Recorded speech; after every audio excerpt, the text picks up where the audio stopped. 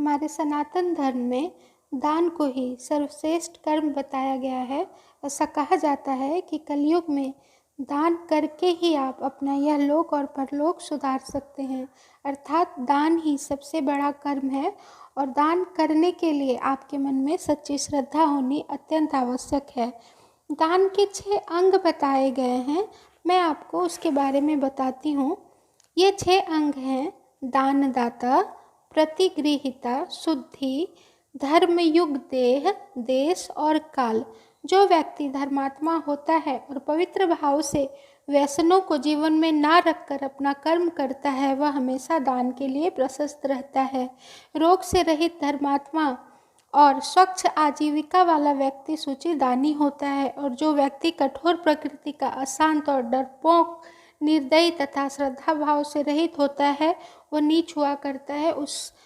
इसके साथ दान लेने वाला सुपात्र ब्राह्मण इंद्रियों को विजयी होना चाहिए और इसकी वृत्ति कुशावृत्ति होनी चाहिए। दान प्राप्त करने वाले व्यक्ति सुंदर दर्शन वाला होना चाहिए।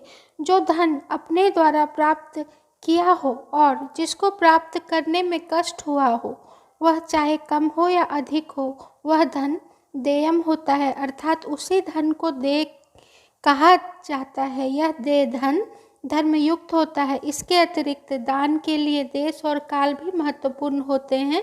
देश और काल का उचित होना भी दान के महत्व के लिए अति आवश्यक है।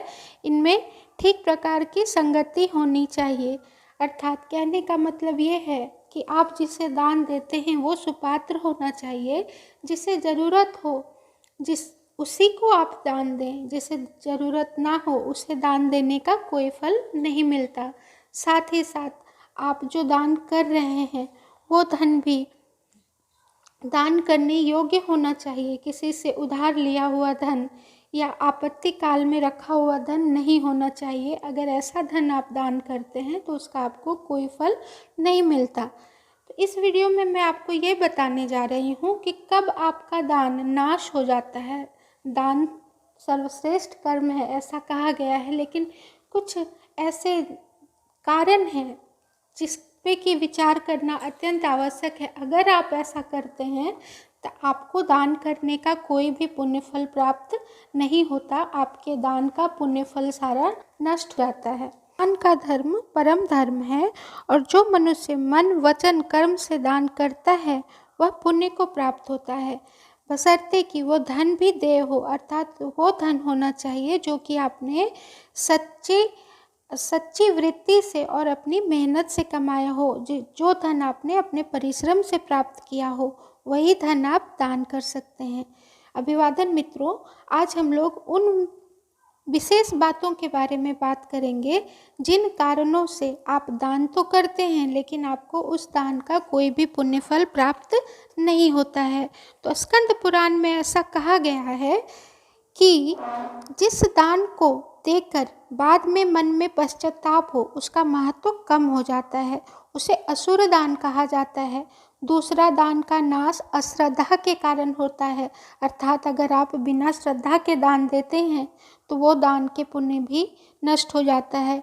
यदि दान देने में श्रद्धा नहीं है तो उस दान को राक्षस दान कहते हैं और उसका फल नहीं मिलता।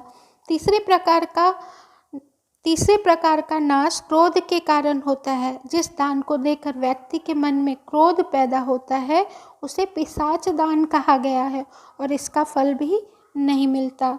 तो ये कुछ कारण ऐसे हैं जो कि आप अपने जीवन में उसे शामिल कर लें, तभी आपको दान का पुण्य फल मिलता है। अर्थात आप बिना श्रद्धा के दान ना देवें, क्रोध करके कभी भी दान ना देवें, और दान देने के बाद अगर आपके मन में पश्चाताप की भावना आती है, आपको ऐसा लगता है कि ये दान देकर आपने कुछ बुरे कर्म कर दिए हैं या आपका धन नष्ट हो गया है, इस तरह के विचार आपके मन में आते हैं तो आप दान ना करें।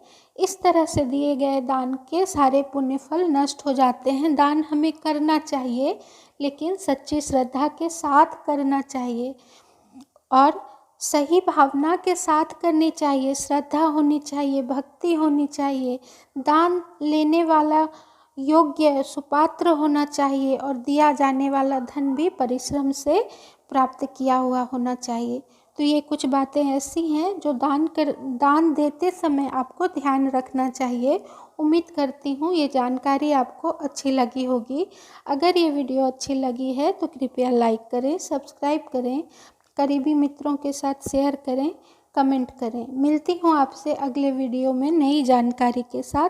तब तक आप स्वस्थ रहें, प्रसन्न रहें, घर पे रहें, सुरक्षित रहें। और इस वीडियो को आपने अंत तक देखा उसके लिए आप लोगों को कोटि कोटि नमन, आभार, वंदन।